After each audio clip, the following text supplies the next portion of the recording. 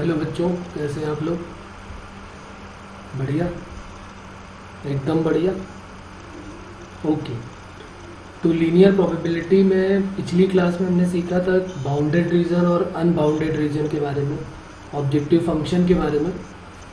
आज हम उसी से रिलेटेड कुछ क्वेश्चंस करने वाले हैं। कई टाइप्स के क्वेश्चन होंगे, कई टाइप्स की प्रॉब्लम होगी जो लॉन्ग क्वेश्चन में हमसे पूछी जाती है। दो तरह के क्वेश्चन होंगे, एक तो वो कहेगा कि फॉर्मुलेट कर दीजिए और एक कहेगा ग्राफिकली सॉल्व कर दीजिए। तो जब कहेगा फॉर्मुलेट कर दीजिए तो हमें सिर्फ एक्स और वाई में कंस्ट्रेंट बना के छोड़ देनी है, ऑब्जेक्टिव फंक्शन बना के छोड़ देना है।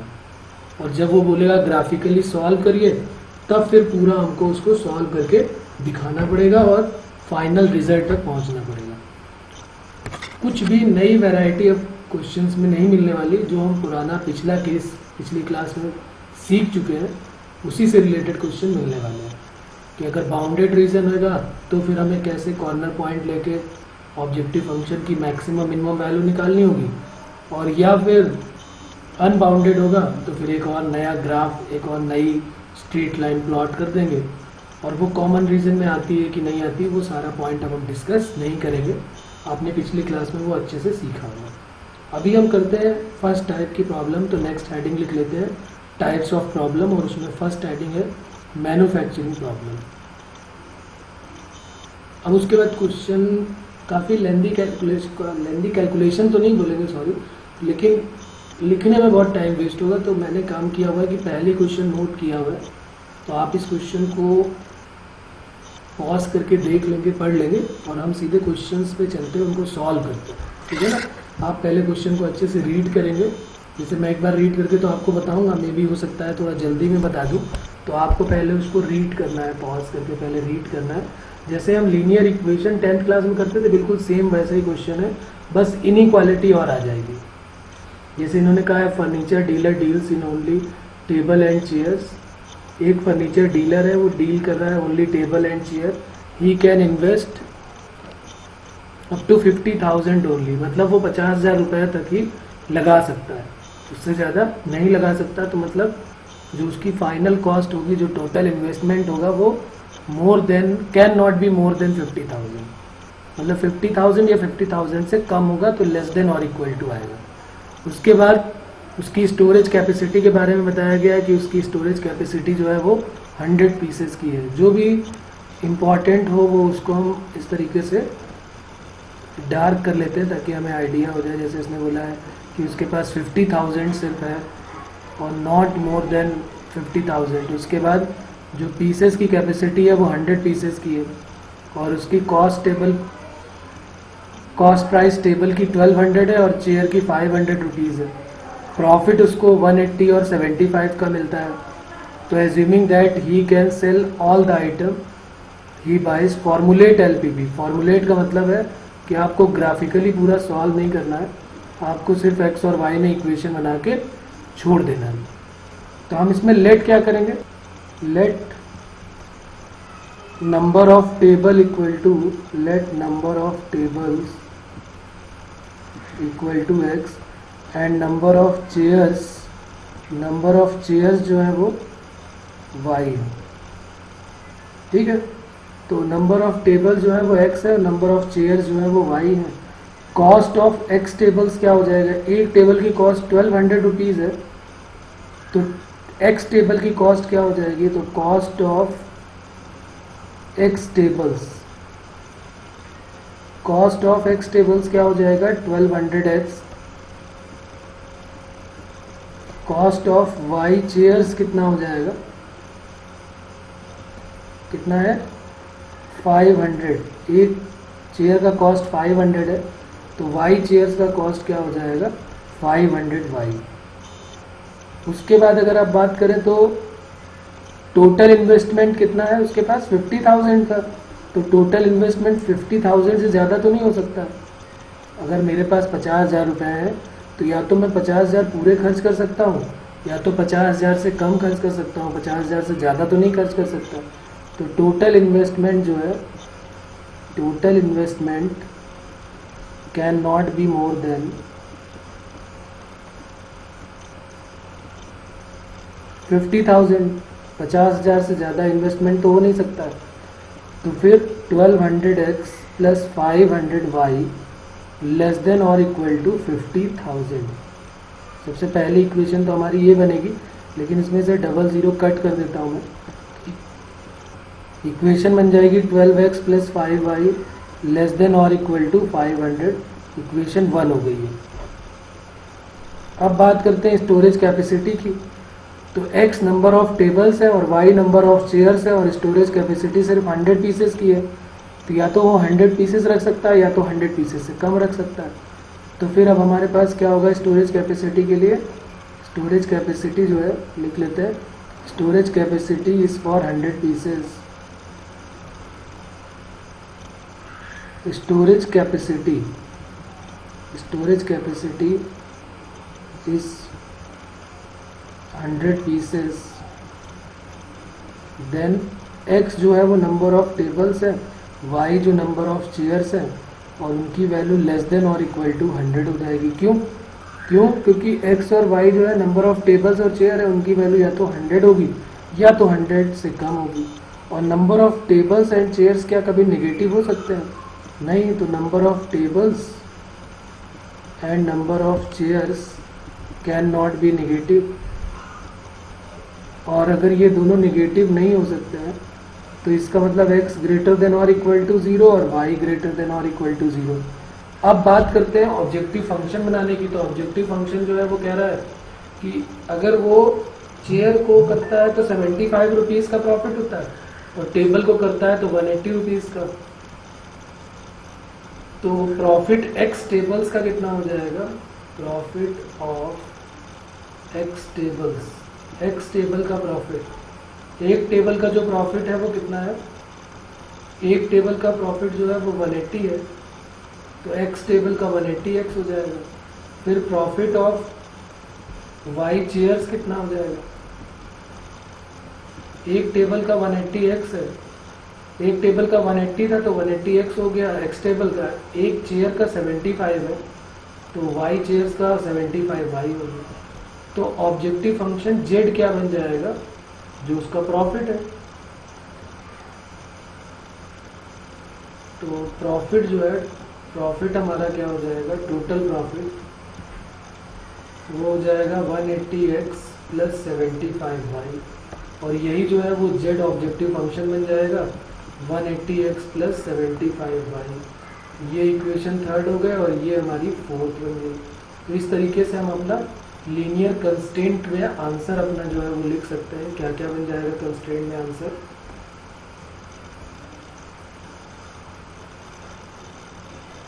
हमारा जो आंसर होगा वो सब्जेक्ट टू कंस्ट्रेंट,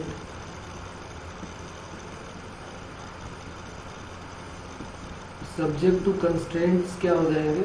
पहला हो जाएगा 12x plus 5y less than और equal to 50,000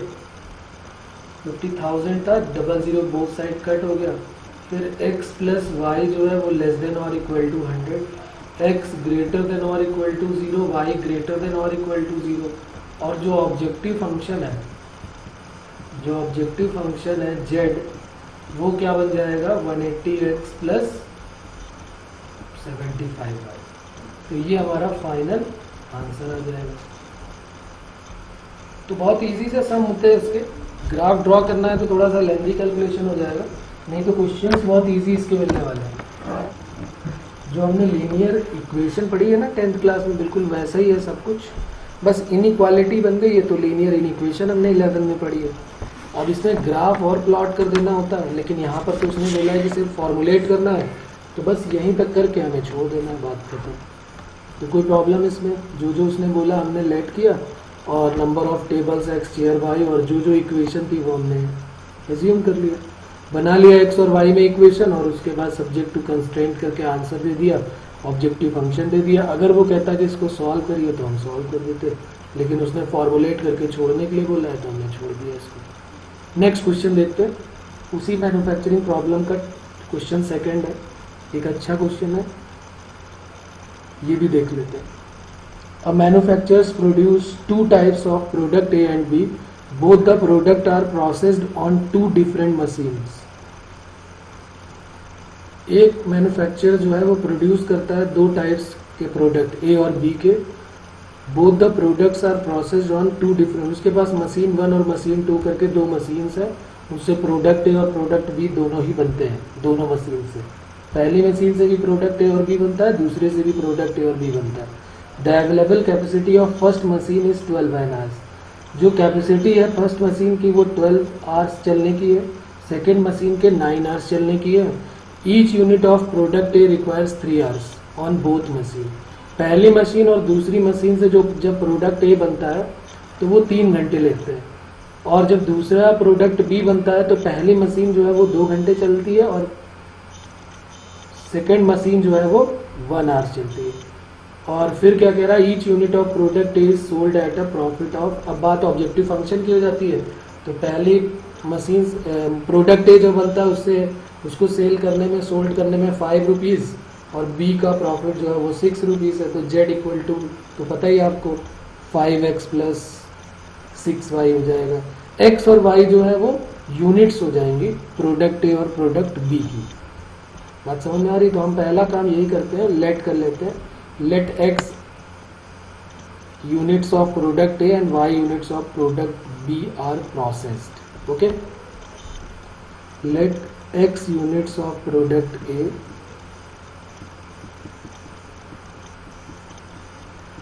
let x units of product A and y units of product B, x units of product A and y units of product B be processed. Okay उसके बाद अब बात करते हैं क्या क्या conditions बनेगी, क्या क्या मैक्सिमाइज मिनिमाइज करना पड़ेगा। तो इस तरीके से बना लेते हैं। अपने पास दो मशीन है, मशीन 1, एक है मशीन 1 और दूसरी है मशीन 2। अब मशीन 1 और मशीन 2 की जो कैपेसिटी है वो क्या है, मशीन 1 की कैपेसिटी जो है वो कैपेसिटी मशीन 1 की है 12 आवर्स की, और मशीन 2 की कैपेसिटी है 9 आवर्स की। उसके बाद आगे की बात अगर करें तो पहली मशीन जो है जब प्रोडक्ट ए बनता है, प्रोडक्ट ए जब बनता है तो फर्स्ट मशीन भी 3 आवर्स चलती है और सेकेंड मशीन भी 3 आवर्स चलती है। और जब प्रोडक्ट बी बनता है, जब प्रोडक्ट बी बनता है तो फर्स्ट मशीन जो है वो 2 आवर्स चलती है और सेकेंड मशीन 1 आवर चलती है। और प्रॉफिट जो है, प्रॉफिट कितने का है, प्रोडक्ट ए का प्रॉफिट जो है, प्रोडक्ट ए का प्रॉफिट ऑफ प्रोडक्ट ए कितना है 5 रुपीज़, और बी का जो प्रॉफिट है वो है 6 रुपीज़ का, प्रॉफिट ऑफ प्रोडक्ट बी। बात समझ में आ रही होगी? दो मशीन है हमारे पास, दोनों से प्रोडक्ट ए और बी बनते हैं। पहली मशीन की कैपेसिटी 12 घंटे चलने की है, दूसरी मशीन 9 घंटे चलती है। सिर्फ प्रोडक्ट ए जब बनता है तो पहली मशीन 3 आवर्स चलती है, दूसरी भी 3 आवर्स चलती है। लेकिन जब प्रोडक्ट बी बनता है तो पहली मशीन जो है वो 2 आवर्स चलती है, सेकेंड मशीन 1 आवर चलती है। प्रॉफिट दोनों का 5 और 6 रुपये है। तो अब कहा गया है कि इसको ग्राफिकली आपको शो करके दिखाना है और प्रोडक्टिव लेवल में मैक्सिमम प्रॉफिट चाहिए। तो हमें वर्टेक्स निकालने पड़ेंगे, वर्टेक्स या कॉर्नर पॉइंट निकालने पड़ेंगे, और फिर देखना पड़ेगा किस में जो है जेड की मैक्सिमम वैल्यू मिलने वाली है। तो अब देखिए यहाँ पर बहुत इजी सा सम है, ऐसा कुछ खास इसमें है नहीं। पहली मशीन जो है हमने लेट क्या किया है, X units of product A और Y units of product B है। तो X units of product A का मतलब जब पहली मशीन चली होगी तो प्रोडक्ट 3 घंटे चलती है, एक यूनिट के लिए 3 घंटे चलती है। तो एक्स यूनिट के लिए 3 आवर्स के लिए एक्स यूनिट के लिए 3 घंटे चलेगी तो 3x हो जाएगा। बी के लिए 2 आवर्स चलती है तो 2y हो जाएगा, और उसकी वैल्यू दोनों का सम, ये पहली मशीन का टाइम, ये दूसरी मशीन का टाइम, और दोनों का सम जो है वो 12 आवर्स से ज़्यादा नहीं होना चाहिए। तो 3x plus 2y less than और इक्वल टू क्या हो जाएगा 12। बात समझ में आ रही है? तो पहली कंडीशन हमारी क्या बन जाएगी, 3x plus 2y less than और इक्वल टू 12। पहली इक्वेशन बन गई हमारी। दूसरी क्या बनने वाली है, दूसरी यहाँ से आप देख लीजिए, दूसरी जो ये है, पहले की कैपेसिटी कितनी है, प्रोडक्ट एक मतलब दूसरी मशीन कैपेसिटी तो 9 आवर्स की है, लेकिन जब प्रोडक्ट ए बनता है तो 3 आवर्स चलती है और बी बनता है तो 1 आवर चलती है, तो 3x plus 1y less than और इक्वल टू 9।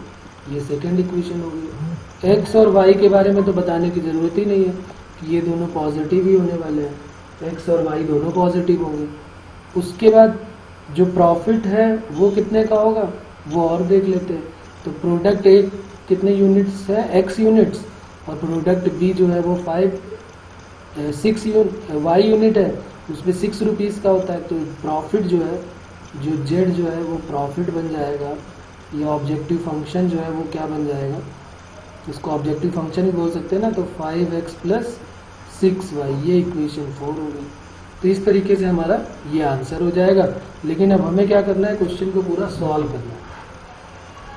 तो हम एक काम करते हैं, इन तीनों को अलग से सॉल्व करके देखते हैं। पहले तीनों का देखते हैं ओरिजिन सेटिस्फाई कर रहा कि नहीं, तीनों को पहले प्लॉट करना पड़ेगा हमें और फिर चेक करके देखना पड़ेगा। तो पहली लाइन है 3x plus 2y equal to 12, दूसरी जो लाइन है वो है 3x plus Y equal to 9, और फिर इन दोनों का जो कॉमन इंटरसेक्शन होगा वो भी देखना पड़ेगा कि ये कहीं ऐसा तो नहीं कि कहीं दोनों एक दूसरे को कट कर रही हैं कि नहीं कट कर रही हैं, वो भी चेक करना पड़ेगा। तो उसके लिए दोनों को सॉल्व करना पड़ेगा। तो पहले इसको प्लॉट करते हैं। तो x इक्वल टू 0 पे y की वैल्यू 6, y इक्वल टू 0 पर x की वैल्यू 3 4 जा 12। तो पॉइंट के कोऑर्डिनेट क्या मिल गए, 0,6 और 4,0। दूसरे में जब x की वैल्यू 0 है तो y की वैल्यू 9, y की वैल्यू 0 है तो x की वैल्यू 3। तो पॉइंट के कोऑर्डिनेट 0,9 और 3,0 होगा। अब इन दोनों को प्लॉट करके पहले देखते हैं। तो अब यहाँ पर जब हम इसको प्लॉट करें, एक काम और यहीं पे कर लेते हैं कि ओरिजिन भी चेक कर लेते हैं कि सेटिस्फाई कर रहा है कि नहीं कर रहा है। तो 3x plus 2y less than और इक्वल टू 12 है, चेक ओरिजिन सेटिस्फाइड और नॉट। तो हम क्या करेंगे, x की वैल्यू 0 और y की वैल्यू 0 पुट कर देते हैं। तो 0 प्लस 0 लेस देन और इक्वल टू 12, तो 0 लेस देन और इक्वल टू 12। तो इसका मतलब ओरिजिन जो है वो सेटिस्फाई कर रहा है, ओरिजिन सेटिस्फाई कर रहा है। दूसरे को जब हमने चेक किया 3x plus y less than और इक्वल टू 9, यहाँ x और y दोनों 0 पुट किया तो 0 लेस देन और इक्वल टू 9। तो यहाँ भी ओरिजिन सेटिस्फाई कर रहा है, यानी कि दोनों में ओरिजिन जो है वो सेटिस्फाई करेगा। और अगर ओरिजिन सेटिस्फाई कर रहा है तो इसका मतलब है कि ओरिजिन के तरफ जो है वो पोर्शन शेडेड हो जाएगा। अब जरा इनको जो है प्लॉट कर लेते हैं सभी को। x एक्सिस और y एक्सिस प्लॉट करते हैं पहले और फिर देखते हैं यहाँ पर। और x और y दोनों पॉजिटिव है तो एक आइडिया तो आई है कि कौन सा जो एरिया है वो शेडेड होगा, कौन सा एक्सिस में फर्स्ट क्वाड्रेंट होगा कि सेकंड होगा कि थर्ड होगा कि फोर्थ होगा, वो सब हमें आइडिया प्लॉट करने के बाद पता चल जाएगा। ये 0 हो गया। पॉइंट क्या क्या है पहले वाले के लिए, एक है 0,6 और एक 4,0, यानी x y में 9 तक जाना है और x में 4 और 3 तक जाना है, y में 9 तक जाना है। ओके, तो 1 2 3 4 5 6 7 8 और ये 9, और यहाँ पर 1 2 3 और ये 4। तो एक जो पहला वाला है उसमें कह रहा है कि 4,0 और 0,6, 4,0 कहीं यहाँ पर होगा और 0,6 कहीं यहाँ पर होगा। तो 4,0 और 0,6 से बनने वाली जो लाइन है वो कौन सी हो जाएगी,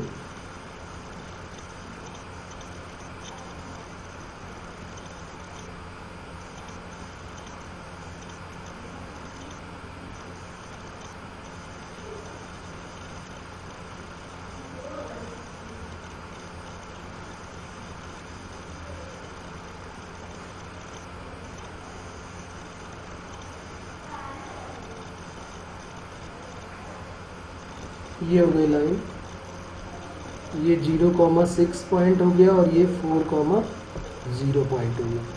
और इस लाइन की इक्वेशन क्या है,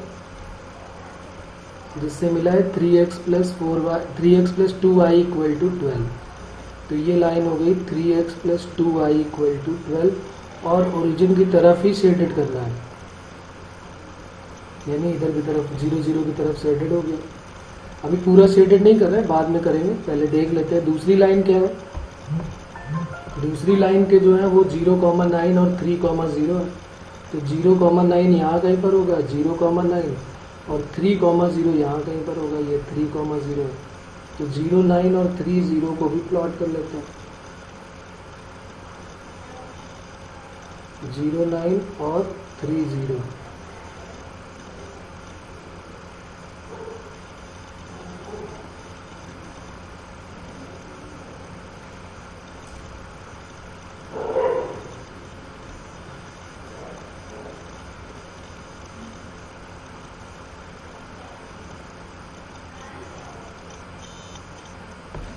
ये बन गया 0 9 और 3,0। ओके, तो इसमें भी ओरिजिन की तरफ ही शेडेड हो रहा है, तो फिर ये वाला पोर्शन शेडेड हो जाएगा। इन दोनों का जो कॉमन रीजन है वो साफ सुथरा दिखाई दे रहा है कि ये वाला पॉइंट हो जाएगा, ये वाले जो है वो ये वाला पोर्शन शेडेड पोर्शन हो जाएगा। और कॉर्नर पॉइंट्स हमको 4 मिलने वाले हैं, एक तो 0 0 मिलेगा, एक 3 0 मिलेगा, एक 0 6 मिलेगा और एक ये पॉइंट ऑफ इंटरसेक्शन। तो पॉइंट ऑफ इंटरसेक्शन भी क्यों ना सॉल्व कर लिया जाए, कितना होगा, तो माइनस कर देते हैं। तो 3x कट हो गया, y इक्वल टू 3 और y इक्वल टू 3 है तो 3x plus Y equal to 9 और 3x प्लस 3 इक्वल टू 9 तो 3x equal to 6, x equal to 2। तो पॉइंट ऑफ इंटरसेक्शन क्या हो जाएंगे, पॉइंट ऑफ इंटरसेक्शन हो जाएगा 2,3। मिल गया हमको पॉइंट ऑफ इंटरसेक्शन भी 2,3। तो कॉर्नर पॉइंट्स मिल गए हमको। इनकी नेमिंग कर लेते हैं, कौन कौन से पॉइंट हो जाएंगे। एक O हो गया, एक ये A हो गया, एक ये B हो गया और एक ये C पॉइंट हो गया। 4 पॉइंट हमको मिल गए कॉर्नर पॉइंट। इन कॉर्नर पॉइंट पे हम देख लेते हैं किस पे मैक्सिमम वैल्यू और मिनिमम वैल्यू मिलने वाली है, बस यहीं से हमारा आंसर आ जाएगा। तो ये हो गए हमारे कॉर्नर पॉइंट और दूसरा वाला हो जाएगा Z।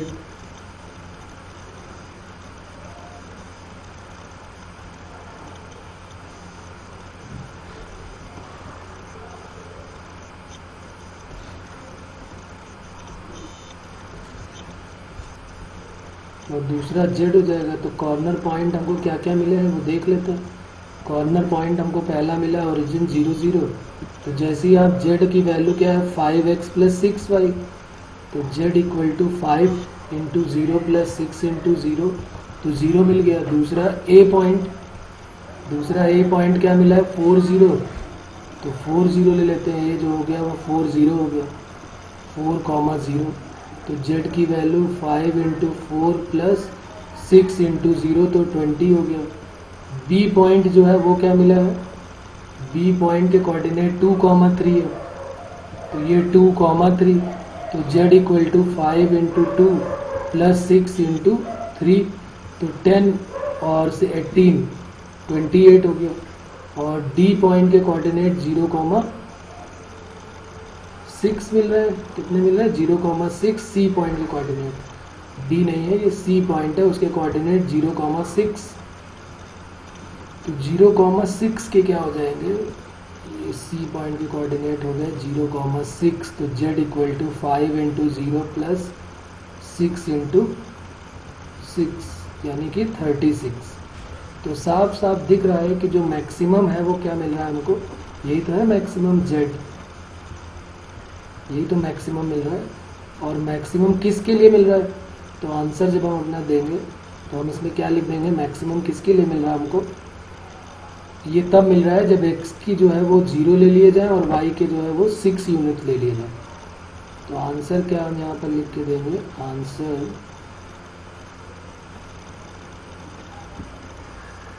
मैक्सिमम प्रॉफिट जो है वो हमारा क्या हो जाएगा, मैक्सिमम प्रॉफिट जो है वो हो जाएगा 36। और कब हो जाएगा, it is obtained when 6 unit of product B are processed.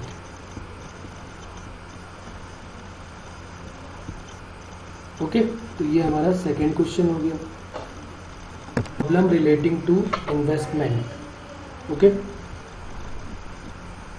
Mister Pandey है, mister Chulbul Pandey wishes to invest ₹40,000 in two types of bond A and B, yielding return of 7% and 9% respectively. Mr. Pandey decided to invest at least 10,000 in bond A and not more than 15,000 in bond B. He also wants that amount invested in bond A must be at least equal to the amount invested in bond B. How much he invests in order to maximize his return on these investment? Formulate LPP. दो type के bond है, ए और B. एक का जो है वो 7% return मिलता है और एक का जो है वो 9% रिटर्न मिलता है। Mister Pandey decide to invest at least 10,000 in bond A. अगर मैंने एक्स लेट कर लिया, X be the amount invested in bond A and Y the amount invested in bond B. X rupees जो है हम अमाउंट, एक्स रुपीज़ का जो amount है वो बॉन्ड ए में लगाएंगे और वाई रुपीज़ का जो अमाउंट है वो बॉन्ड बी में लगाएंगे। ऐसा हम लेट कर लेते हैं, पहले यही करते हैं फिर हमें आइडिया हो जाएगा।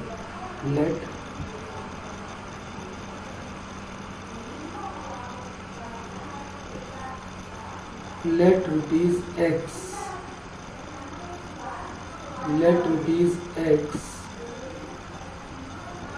let rupees x be the amount, let rupees x be the amount invested in bond A, invested in bond A, and y and rupees y be the amount, and rupees y be the amount invested in bond B. अब उसके बाद आप एक minute में बताइए क्या क्या condition बनने वाली है। एक बार पूरा क्वेश्चन फिर से पढ़ लीजिए और देखिए इसमें एक्स और वाई से रिलेटेड क्या क्या कंडीशंस गिवन है।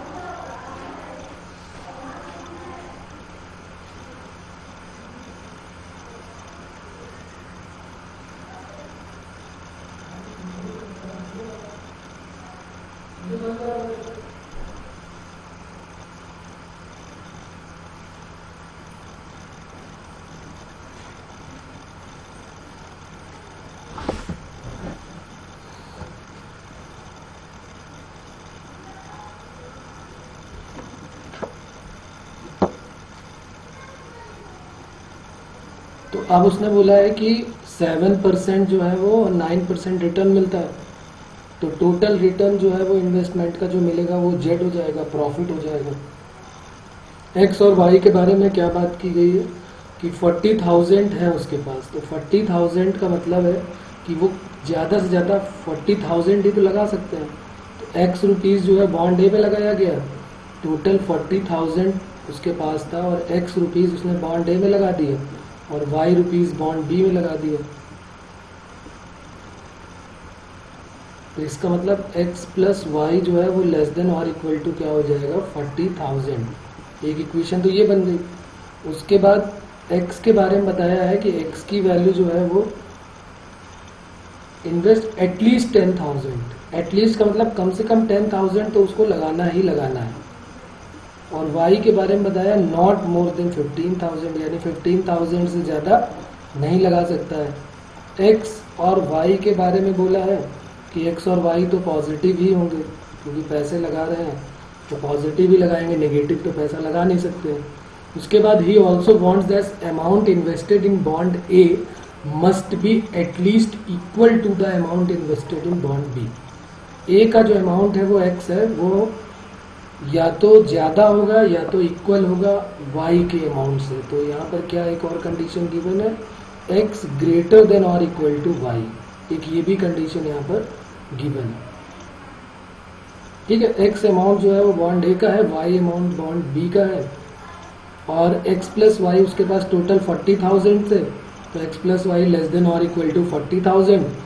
x के बारे में बताया है उसने कि Mr. Pandey decide to invest at least 10,000 in bond A and at least and not more than 15,000 in bond B, 15,000 से ज़्यादा बॉन्ड बी में नहीं लगा सकता है। तो y लेस देन और इक्वल टू हो गया, x और y पॉजिटिव होंगे और x ग्रेटर देन और इक्वल टू y हो जाएगा। उसके बाद रिटर्न्स की बात करें तो टोटल रिटर्न जो है, टोटल रिटर्न परसेंटेज में अगर आप देखेंगे तो 7% का मतलब 7/100 x, और y का जो है वो 9%, तो 9/100 इंटू वाई, तो 0.07x प्लस 0.09y। इस तरीके से ये ऑब्जेक्टिव फंक्शन मिल गया। तो हमारी जो कंस्ट्रेंट है, वो क्या क्या मिल जाएंगी, एक बार यहाँ पर फिर से लिख देते हैं आंसर में। x plus y less than और इक्वल टू 40,000, दूसरा x ग्रेटर देन और equal to 10,000, y less than और equal to 15,000, x less than और equal to y, x greater than और equal to 0, y greater than और equal to 0। ये हमारा answer आ जाएगा। तो ये वाले क्वेश्चन बहुत इजी होंगे। फॉर्मुलेट करने के लिए बोला है तो कोई प्रॉब्लम ही नहीं, फॉर्मुलेट करने के लिए बोला है he should invest order to return formulate LPP. तो फॉर्मुलेट का मतलब लीनियर कंस्ट्रेंट बना के छोड़ देना है। आप चाहें तो इसको सॉल्व भी कर सकते हो और नहीं तो इतना ही छोड़ देंगे फॉर्मुलेट में, तो कोई प्रॉब्लम नहीं है। उसके बाद एक होमवर्क में ये मैं क्वेश्चन और उसका आंसर भी देता हूँ आपको। Anil want to invest at most 12,000 in bond A and B. According to the rules, he has to invest at least 2,000 in bond A and at least 4,000 in bond B. If the rate of interest of bond A is 8% per annum and the rate of interest on bond B is 10% per annum, how much should he invest in each to earn maximum yearly income? Formulate LPP. LPP को formulate करके answer दे देना है। तो ये हमारा हो गया next question और उसका आंसर। ठीक है, तो ये आपको ट्राई करना है, नहीं होगा तो फिर बात करेंगे नेक्स्ट क्लास में। Okay,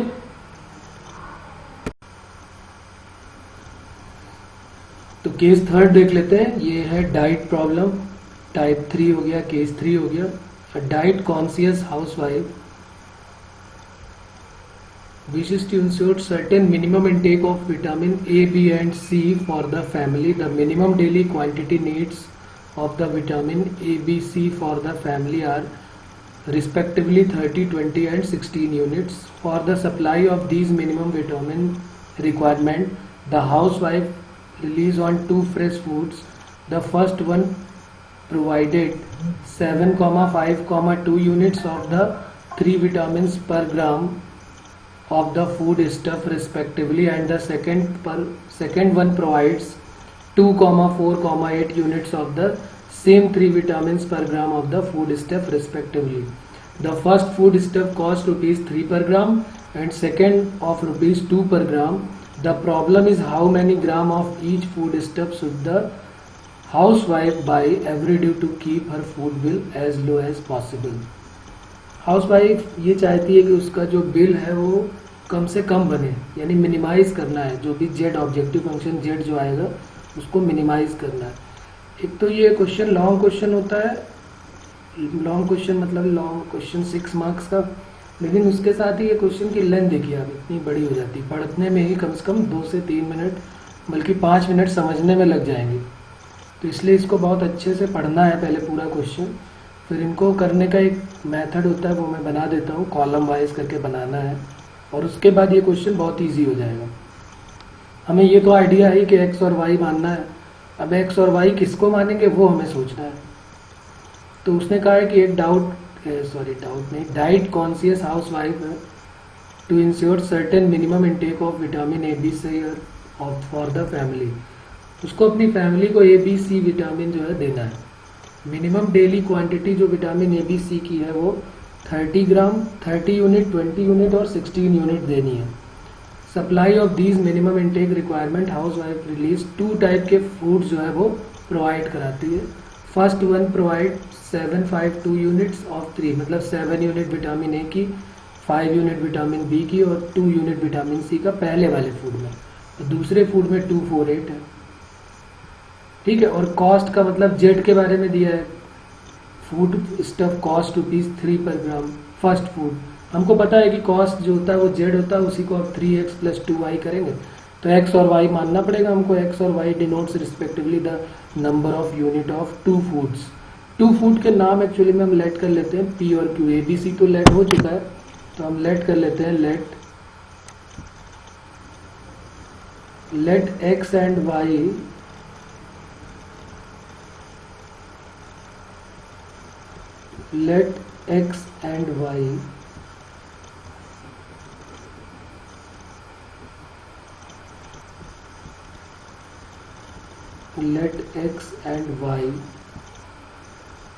let x and y denotes respectively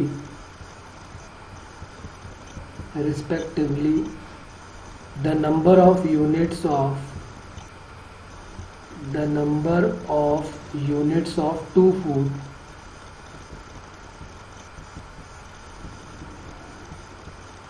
P and Q। दो तरीके के फूड है P और Q, उनका नाम रख लेते हैं। जो हमारे वेरिएबल है जो हम लेट करेंगे वो x और y है, तो इनको हम नाम देंगे डिसीजन वेरिएबल। इनको क्या नाम देते हैं? Decision variable. उसके बाद एक कॉलम इसका हो गया, फिर एक कॉलम फूड का बना लेते हैं, फूड हो गया, P और Q नाम हो गया इनके। उसके बाद है contents of vitamins. Contents of vitamin में कौन कौन से विटामिन है? A, B and C। तो A विटामिन का, B विटामिन का और C विटामिन का, ये बन गया। फिर कॉस्ट पर यूनिट का एक और कॉलम बन जाएगा, कॉस्ट पर यूनिट्स। अब यहाँ पर जो है डिसीजन वेरिएबल जो है वो क्या क्या है? x और y। उसके बाद x और y डिसीजन वेरिएबल के बाद हमारे पास क्या हो जाएंगे? डिसीजन वेरिएबल x और फूड के नाम P और Q हमने रखे हैं। P फूड में क्या क्या है फिर से एक बार देख लेते हैं। P फूड के बारे में जो फर्स्ट फूड है, उस फर्स्ट फूड में उसने बोला था 7, 5, 2 यूनिट्स ऑफ द 3 विटामिन। 7, 5 और 2, 7, 5 और 2। और दूसरे में है 2, 4 और 8 यूनिट्स। दूसरे वाले Q में 2 यूनिट, 4 यूनिट और 8 यूनिट। कॉस्ट जो है वो पहले वाले की ये नीचे लिखी हुई है। फर्स्ट फूड कॉस्ट इज ₹3 पर ग्राम एंड सेकेंड की कॉस्ट जो है वो 2 पर ग्राम है। ठीक है, तो ये दो हो गए हमारे पास। अब आगे क्या करेंगे इसके बाद? अब आगे हम बनाएंगे इक्वेशन। अच्छा, एक चीज़ और यहाँ पर दी हुई है कि जो मिनिमम रिक्वायरमेंट है वो कितने की है? मिनिमम विटामिन रिक्वायरमेंट जो है वो है 30, 20 और 16। तो इसका भी एक कॉलम बनाना पड़ेगा यहाँ पर। Minimum vitamin requirement, minimum vitamin requirements कितनी है? विटामिन ए की 30 ग्राम, इसकी 20 ग्राम और इसकी 16 ग्राम। तो इस तरीके से जब आप बना लेंगे उसके बाद फिर क्वेश्चन बहुत इजी होने वाला है। क्यों इजी हो जाएगा? देखिए, ऑब्जेक्टिव फंक्शन जो है z, वो जो है वो कॉस्ट या प्रॉफिट को डिनोट करता है, तो वो ये है। तो 3x और 2y ये हो गया ऑब्जेक्टिव फंक्शन। तो सबसे पहला हो जाएगा objective function z equal to 3x + 2y। उसके बाद दूसरे वाले के लिए जैसे ही बात करेंगे तो x जो है, P और Q दो तरीके के फूड है हमारे पास। तो पहले वाले का जो है वो है 7 के साथ क्या है? x और y डिसीजन वेरिएबल के साथ विटामिन ए का 2 है, और जो विटामिन ए की मिनिमम रिक्वायरमेंट है वो 30 है। तो ये तीनों एक साथ हो गए। तो इसका क्या बन जाएगा? 7x + 2y, और मिनिमम इतना तो चाहिए ही चाहिए, तो लेस देन और इक्वल टू 30 कि ग्रेटर देन और इक्वल टू 30, ये सोचना आपका काम है। तो मिनिमम का मतलब कम से कम इतना चाहिए, ये तो कह रहा है ज़्यादा से ज़्यादा 30 होगा। तो मिनिमम का मतलब हो गया हमें कम से कम इतना तो चाहिए ही चाहिए। तो फिर आप क्या करेंगे इसके लिए? ग्रेटर देन और इक्वल टू 30 यहाँ पर हो जाएगा। तो 7x + 2y ग्रेटर देन और इक्वल टू 30। दूसरे का क्या बन जाएगा? 5x + 4y ग्रेटर देन और इक्वल टू 20। तीसरे का 2x + 8y ग्रेटर देन और इक्वल टू 16।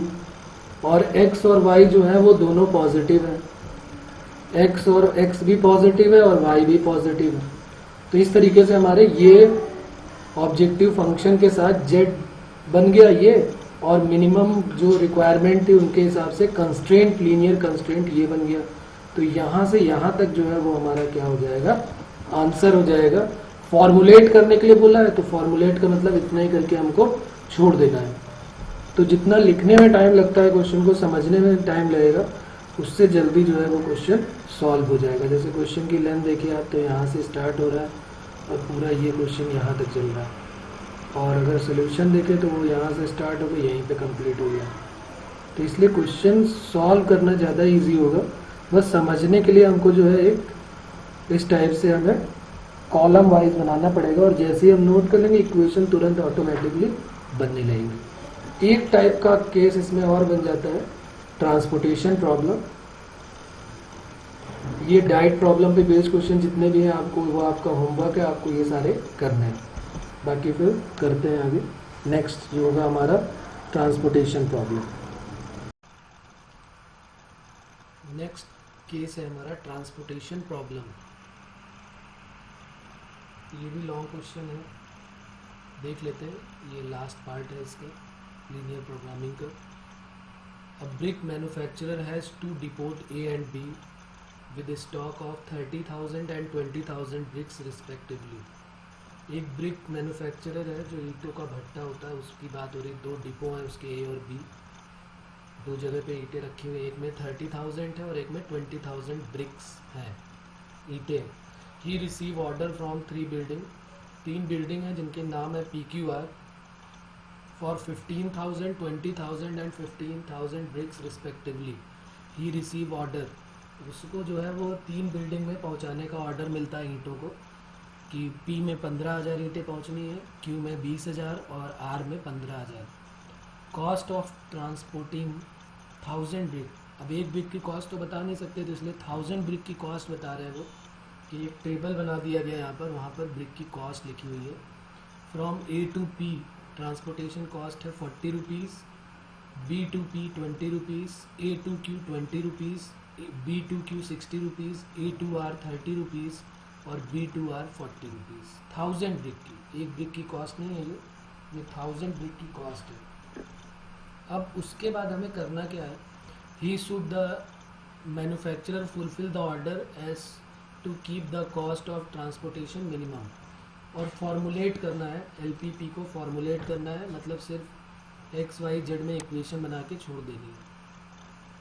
और उसका जो कॉस्ट है, ट्रांसपोर्टेशन कॉस्ट, वो मिनिमम आना चाहिए मैन्युफैक्चरर का, ऐसा हमको बनाना है। वैसे भी LP में हम यही करते हैं। तो देख लेते हैं कैसे सॉल्व करेंगे। इनको भी सॉल्व करने का एक मेथड होता है, हम किस टाइप से इसको सॉल्व करते हैं वो देखते हैं। सबसे पहले हम 2 डिपोट बना लेते हैं और 3 बिल्डिंग बना लेते हैं। ये एक हमने बना लिया, हमारे पास एक बिल्डिंग है। PQR 3 बिल्डिंग है और 2 डिपोट है, उनको हमने बना लिया। 2 डिपोट A और B है, तो ये 2 डिपोट हो गए A और B, और 3 बिल्डिंग हो गई। तो ये हमारा डिपो 1 हो गया, बल्कि इसका नाम है डिपोट A, तो इसको लिख लेते हैं डिपोट A है ये, जिसके पास 30,000 ब्रिक्स है, 30,000 ब्रिक्स है। और एक डिपोट B है तो यहाँ पर ये है डिपोट B, और इसमें 20,000 ब्रिक्स है। और इससे जो है वो 3 बिल्डिंग बीच में कहीं पर है PQR। एक बिल्डिंग P है ये, एक बिल्डिंग Q है ये बिल्डिंग Q है, और एक बिल्डिंग जो है हमारी R है। ये 3 बिल्डिंग है, ये बिल्डिंग P है और ये बिल्डिंग Q है और ये बिल्डिंग R है। बिल्डिंग P में जो है वो 15,000 ईंटों का ऑर्डर मिला हुआ है पहुंचाने का। 15,000, एक जीरो एक्स्ट्रा हो गया, इसको हटा देते हैं। B में जो है P में 15,000, Q में 20,000 और R में जो है वो 15,000 ब्रिक्स पहुंचानी है इनको। अब हम क्या करेंगे, यहाँ पर हम डिपोट A से भेजेंगे कुछ। भाई A के पास 20,000 है, कितनी है 30 है। ए के पास जो है वो 30,000 ब्रिक्स है, ए के पास 30,000 ब्रिक्स है। तो ये 30,000 में से भी कुछ हम भेजेंगे। मान लिया हमने x भेज दिया, तो अब x यहाँ से डिपोर्ट a से x भेज दिया, तो b से कितनी भेजनी पड़ेगी? 1000, x थाउजेंड्स के टर्म में भेज रहे हैं। यहाँ पर हम क्या भेज रहे हैं? x जो है वो एक नहीं, ये x जो है हम क्या लेट कर रहे हैं? Number of bricks supplied, x thousands, a से x थाउजेंड्स भेज रहे हैं, यहाँ पर x थाउजेंड्स। तो b से कितना भेजेंगे भाई? x 1000 चली गई, टोटल 15,000 चाहिए, तो b से कितना हो जाएगा? 15 माइनस x। a से जब आपने x भेजा तो b से 50,000 के टर्म में भेज रहे हैं, तो फिर 15,000 में से 15 ही आएगा। b से यहाँ पर हमने भेजा, यहाँ से y भेजेंगे, y थाउजेंड्स। तो जब यहाँ a से हमने q में भेजा y 1000, तो b से q में कितना जाएगा? टोटल 20,000 जाने दो, तो y तो जा चुके हैं, तो यहाँ से 20 माइनस y हो जाएगा। अब बचा a से r में जाना और b से r में जाना। a से r में कितना जाएगा? टोटल इसके पास 30,000 थे और उसमें से x 1000 इधर चले गए, y 1000 इधर चले गए, तो इधर बचेंगे 30,000 में से x प्लस y इधर जाने होंगे। यहाँ पर कितने जाएंगे? ये 15 माइनस एक्स चले गए, ये 20 माइनस एक्स चले गए, टोटल इसके पास 20,000 थे, तो 20,000 में से 15 माइनस एक्स चले गए और 20 माइनस वाई चला गया। इसको माइनस कर देते हैं, तो 20 minus 15 plus x minus 20 plus y, तो 20 कट हो गया, तो यहाँ पर आ जाएगा x प्लस वाई माइनस 15। तो ये यहाँ से जाएंगे। इनकी जो कॉस्ट लिखी हुई है वो यहाँ से देख लेते हैं। कॉस्ट कितनी है? यहाँ पर 40 रुपीज़ है ए से पी में, और बी से पी में है 20 rupees.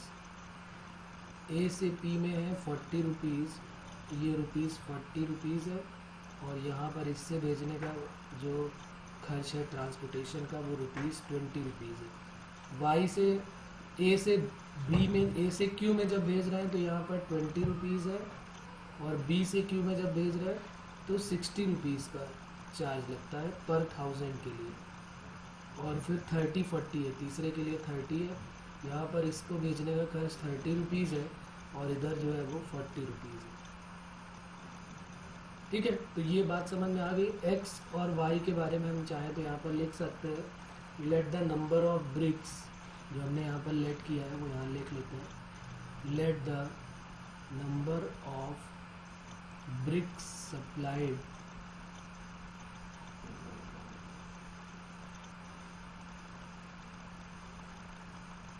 by depot A to building Q and R, बल्कि P और Q में लेट कर लेते हैं, क्योंकि A से हम किस में भेज रहे हैं? P और Q में। Let the number of bricks supplied by depot A to building P and Q be X 1000 and Y 1000।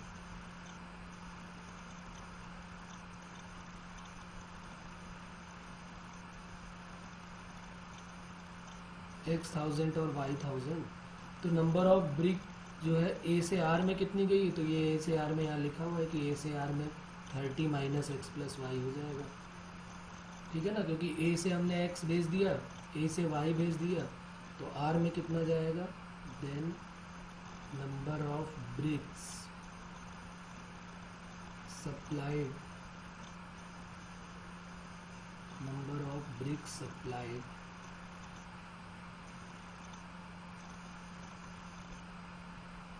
by depot A to building R equal to कितना हो गया? 30 minus of x plus y. ठीक है, क्योंकि हम thousands में भेज रहे हैं, टोटल 30,000 थे उसके पास, x 1000 इसमें चले गए, y 1000 इसमें चले गए, तो 30 माइनस एक्स प्लस वाई 1000 हो गया। अब यहाँ से x गया है, तो यहाँ से कितना गया? यहाँ से x गया, a से हमने x भेज दिया, तो b से हमको कितना भेजना पड़ेगा? क्योंकि टोटल 15,000 थे इसके पास, तो ये 15 माइनस एक्स थाउजेंड्स हो गया ये। इसी तरह यहाँ पे 20,000 था, तो यहाँ से वाई भेजा तो यहाँ से 20 माइनस वाई। यहाँ पर 15,000 था, तो यहाँ से 30 माइनस एक्स प्लस वाई, तो यहाँ से 20 माइनस ये जो दोनों में गया है 15 माइनस एक्स और 20 माइनस वाई। यही सारे के सारे हमको यहाँ पर जो मैंने यहाँ पर डायरेक्ट लिख दिए वो आपको यहाँ पर लिख के दिखाने पड़ेंगे, क्योंकि आप सब्जेक्टिव काम कर रहे हैं तो पूरा आपको दिखाना पड़ेगा। The order from building P is for 15,000 bricks. The order जो वहाँ पर हमने डायरेक्ट लिखा है वही यहाँ पर लिख देना है। The order from building P, the order from building P is for 15,000 bricks, out of which x thousands bricks are supplied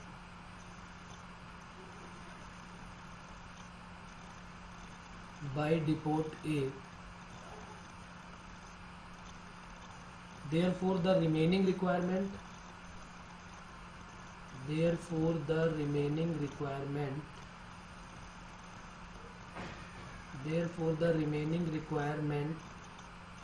भाई यहाँ पर 15,000 की ज़रूरत थी, एक जगह से x भेज दिया तो दूसरे से 15 माइनस एक्स हो गया, ठीक है।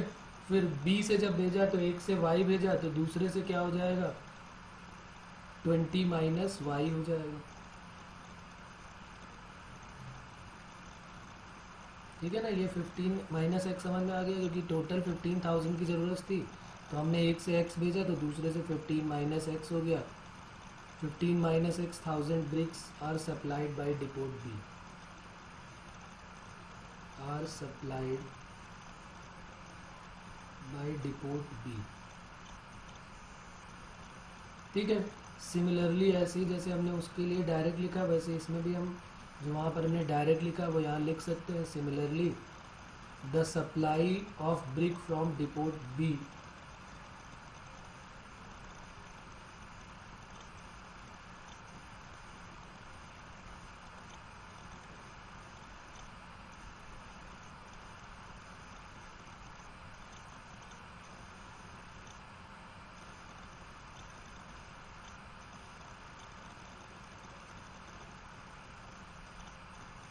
Twenty minus y thousands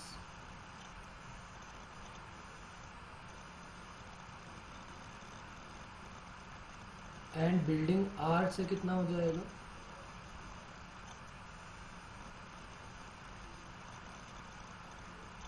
15 minus 30 minus x plus y, चाहे ऐसे आप देख लें या मैंने जो डायरेक्ट वहाँ पर किया उससे भी आप देखेंगे दोनों से सेम आएगा।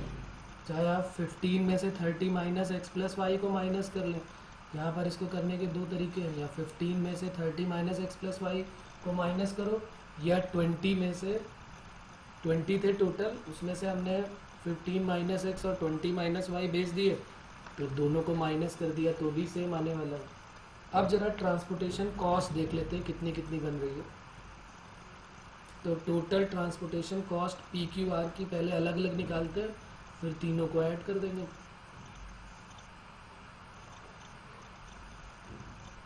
टोटल ट्रांसपोर्टेशन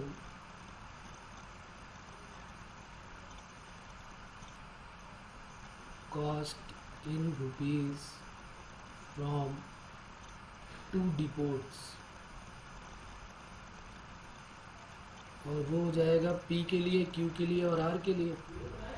पी के लिए, क्यू के लिए और आर के लिए पी पे भेजने का चार्ज कितना आया है यहाँ पर देख लेते हैं अपने डायग्राम में। पी पे भेजने का चार्ज जो है वो कितना आया है ये देखिए आप, 40 रुपीज़ लग रहा है। एक्स 1000 जब भेज रहे हैं तो 40x और 15 माइनस एक्स में किसका मल्टीप्लाई होगा 20 का। फिर जब Q से आप भेजेंगे Q के लिए क्या होगा 20y और 60 इंटू 20 माइनस वाई, और R में जब होगा तो 30 into 30 minus x plus y और 40 into x plus y minus 15। ये चार्जेस को सबको प्लस कर देना हमको। तो क्या बन जाएगा p के लिए जब आप बात करेंगे तो p के लिए हो जाएगा 40 into x plus 20 into 15 minus x. ये किसके लिए हो गया? p के लिए। फिर ज़रा q की बात करो तो q के लिए 20 into y plus 60 into 20 minus y. ये किसके लिए हो गया? q का चार्ज। प्लस r के लिए जब बात आप करेंगे तो r के लिए 30 into 30 minus x minus y plus 40 into x plus y minus 15। तो ये r के लिए हो गया पूरा। इसी को पूरे को प्लस कर लेते हैं तो ये कितना हो जाएगा 40x प्लस ये हो गया 15 टू जा 30 300 minus 20x 20y plus 6 to जा 1200 minus 60y plus 900 minus 30x minus 30y plus 40x plus 40y minus 14 5 जा 60। तो अब प्लस कर देते हैं 40x 20x। ये अब हमारा क्या क्या हो जाएगा यहाँ पर 40x माइनस 20x, x वाले सारे टर्म एक साथ कर लेते हैं, माइनस 30x और प्लस 40x। ये x का हो गया। y को देख लेते हैं 20y minus 60y 20y 60y 30y minus 30y और प्लस 40y। और नंबर्स जो है वो क्या क्या है 300 प्लस 1200 प्लस 900 माइनस 600। तो ये कितना हो जाएगा 40 और 40 80 माइनस 50। तो ये हो गया 30x प्लस 20y 60 और 30 90 और 40 और 20 60। तो माइनस 30y हो जाएगा। तो यहाँ पर माइनस लगा देते हैं माइनस 30y। तो ये हो गया माइनस 30y और नंबर्स क्या हो जाएंगे 12 और 3 15 15 और 9 15 प्लस 9 24 माइनस 6 1800। तो ये हमारा ट्रांसपोर्टेशन कॉस्ट आ जाएगी पूरी की पूरी। ये ट्रांसपोर्टेशन कॉस्ट आ गई, ट्रांसपोर्टेशन कॉस्ट। और ये जो है अब हमें इनइक्वालिटी का यूज़ करना पड़ेगा। इनइक्वालिटी कहाँ पर क्या पॉजिटिव होगा, क्योंकि कॉस्ट को हमें मिनिमम दिखाना है। तो ये सारे के सारे जो है वो पॉजिटिव आने चाहिए और फॉर्मुलेट करके ही छोड़ना है। तो अब हम सीधे अपना आंसर लिखेंगे क्या क्या आएंगे। सबको हमें पॉजिटिव दिखाना पड़ेगा। कौन कौन से? टोटल ट्रांसपोर्टेशन कॉस्ट, यही तो ऑब्जेक्टिव फंक्शन बन जाएगी। तो ऑब्जेक्टिव फंक्शन जो z है हमारा, ऑब्जेक्टिव फंक्शन z जो है वो क्या हो जाएगा 30x minus 30y plus 1800। 30x minus 30y plus 1800 ये हमारा ट्रांसपोर्टेशन कॉस्ट हो गई z। उसके बाद x और y ये दोनों पॉजिटिव ही होंगे, तो x और y दोनों पॉजिटिव ले लिए। उसके बाद नंबर ऑफ ब्रिक्स जो यहाँ पर हमने सारे के सारे लिए थे वो सारे के सारे पॉजिटिव आएंगे। जैसे हमने यहाँ पर लिया x पॉजिटिव आया तो ये x को पॉजिटिव कर दिया। 15 माइनस x ये भी पॉजिटिव होगा। y पॉजिटिव है 20 माइनस y। भाई जो भी ब्रिक्स भेजे गए हैं वो नेगेटिव तो नहीं हो सकते, तो वो भी पॉजिटिव हो गया। फिर 30 माइनस एक्स प्लस वाई भी पॉजिटिव और x प्लस वाई माइनस 15 भी पॉजिटिव।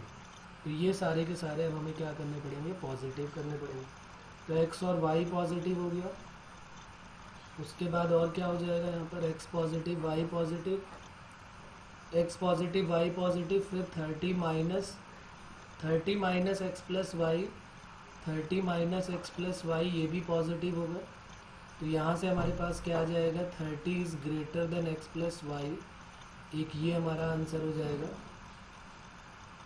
उसके बाद y पॉजिटिव है, x प्लस वाई हम कह सकते हैं लेस देन और इक्वल टू 30। फिर 15 माइनस एक्स ये भी पॉजिटिव होगा, यहाँ से आ जाएगा 15 ग्रेटर देन और इक्वल टू एक्स, फिर 20 माइनस वाई जो है वो भी ग्रेटर देन और इक्वल टू 0, तो 20 ग्रेटर देन और इक्वल टू वाई हो गया।